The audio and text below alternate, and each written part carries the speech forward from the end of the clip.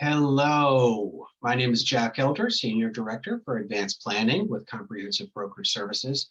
This is the third in a series on intentionally defective grantor trusts. In our first episode, we explained the foundational information of grantor trusts. In our second episode, we covered strategic gifts, and to quickly recap, the current estate tax exemption is 24 million and change per couple, 12 million and change per individual. That mega jumbo exclusion is set to expire at the end of 2025, which represents a time for action, what I call the strategic gifting zone. In the next few years, wealthy families have an opportunity to make large gifts before the exemption drops. We can help you with those decisions with your clients by comparing not making a gift, making a gift without life insurance, and making a gift with life insurance based on assumptions you provide us. I'm available for those calls as well as other team members. But we believe that all deliverables should be short, sweet, succinct, to the point, and drive a decision, and that's what this does. Today, however, we'll be talking about installment sales to grantor trusts. So we'll answer this question: why do installment sales? What are they, and how can Comprehensive Brokerage Services help me with my clients? So first, why installment sales? Well, the goal is to move future appreciation in an appreciating income producing asset outside the taxable estate. So the goal is to minimize estate taxes by moving appreciation into a grantor trust. And I'm going to go through both like a flow chart and some numbers to illustrate that point. So from a flow chart perspective, let's assume the grantor owns an income producing, highly appreciating business. First step, they would set up a intentionally defective grantor trust that's going to own a $10 million life insurance policy. Once the trust is set up, they're going to sell $10 million worth of their business to the trust in exchange for a promissory note. That note is going to have all the trappings of an arm's length transaction. That means it's going to have an interest rate, and the IRS publishes the minimum interest rate that you can use. And I've got the August 2022 rates up there. The trust needs to be well capitalized, meaning if the trust doesn't already have assets, a seed gift, generally speaking, of 10% of the sale, the amount you're going to sell is the rule of thumb, is you make a gift of that amount. And then the assets you're going to sell need to be valued. I mean, that's a requirement. Just like in any transaction, the seller and the buyer have to know exactly what they're selling and purchasing. However, that gives rise to the opportunities to discount the assets being sold if it's an active trade or business. And those two discounts: discount for lack of marketability and a discount for lack of control. Now, after the transaction, the initial transaction, what you've really done is retitled a portion of that business. So now the grantor in his or her grantor trust, IDGT, co-own that business. Interest payments from the IDGT, because you should be servicing that debt, those interest payments are not income taxable, because from an IRS perspective, from an Internal Revenue Code perspective, the grantor and the IDGT are the same taxpayer. At passing, you've got to deal with that $10 million note, because that note, that you took back in exchange for the business interest, is an asset of the estate. Well, that's what the life insurance is for.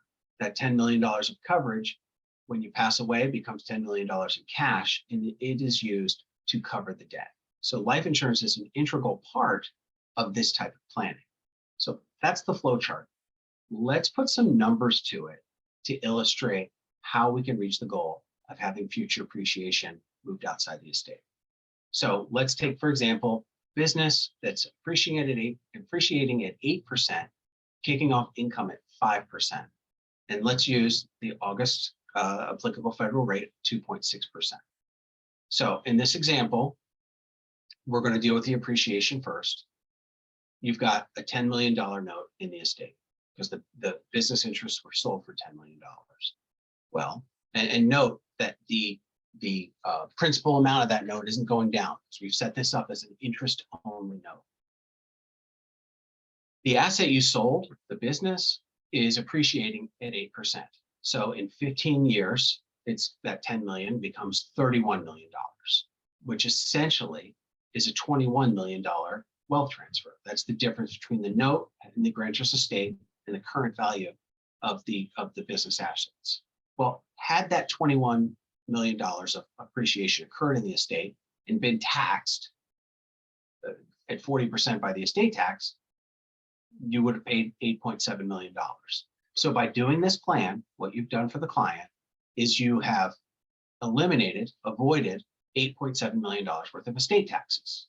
So that's the goal of the installment sale to a grantor trust. But you have to deal with the cash flow too. So in this example, we've got 5% that the business is kicking off. And we've got the applicable rate, federal rate at 2.6. So the business's income is more than sufficient to cover the interest obligation from the trust back to the grantor. And there's ample money left over, what I call this investable cash flow, to be used for life insurance premiums or assets under management.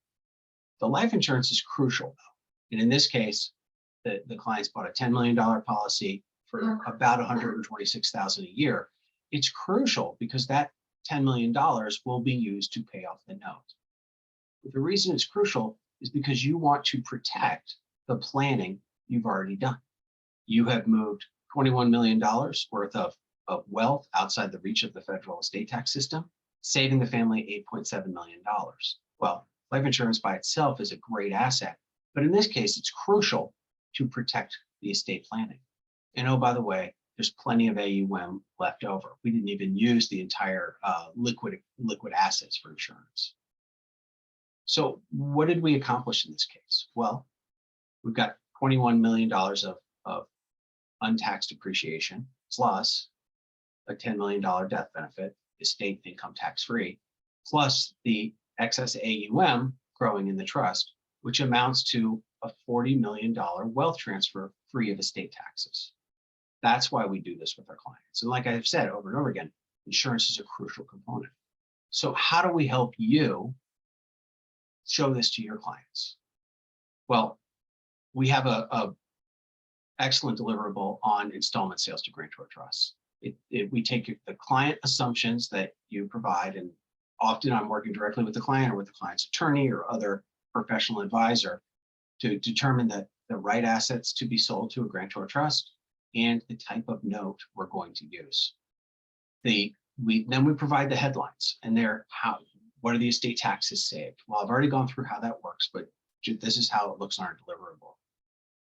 In this case, the client sold a $10 million asset, 30% discount. So he's got a note receivable for $7 million in the estate.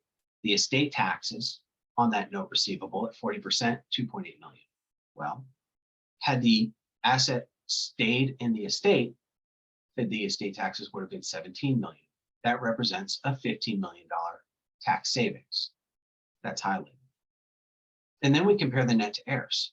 Well, how does it look with this plan versus without this plan, and what's the net improvement? And that's on a different schedule, but do nothing, the net to heirs would be $14 million. With this planning, and to add up all the various components and benefits to the client, it's that initial discount, the appreciation in the business, the insurance proceeds, and any AUM not used for insurance. If you total those up, it's $41 million in this example, netting the client a $26 million improvement, which we note here.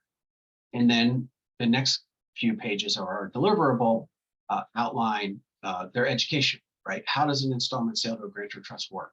So there's a nice visual, a narrative explanation, and then you get into the schedules, which I've shown you briefly, but we also map out the cash flow, right? In this case, the client made a $700,000 gift to seed the trust. No annual gifts, although we can model that. And we model the trust's expenses. In this case, there are two of them: the insurance premiums and the debt service back to the grantor. that income tax-free interest paid back to the grantor. And then what's left in the growth, right? This is being managed. We assume 5% returns for the advisor on all the AUM. And then the final page, because if the client doesn't understand what they're looking at, they're not going to do it, is a model key and definitions that explain each of those schedules. So it's an easy to understand, action-oriented deliverable to help you help your clients. And I'm available to you from a point of sale support perspective. And I work, if you'd like me to, with your other professional advisors. I spend most of my day on the phone with clients, attorneys, CPAs, working together in a team environment to help accomplish goals for the client. So that includes our module on installment sales. Stay tuned for split dollar and premium financing and how they interact with a grantor trust. Just want to reiterate, I'm available to help model these designs, provide point of sale support, and work with you, your client directly if you'd like, and with your client's other professional advisors. You can see my contact information there. In the meantime, please don't hesitate to reach out. We'd be happy to help you at CVS take care of your best clients. Thanks so much.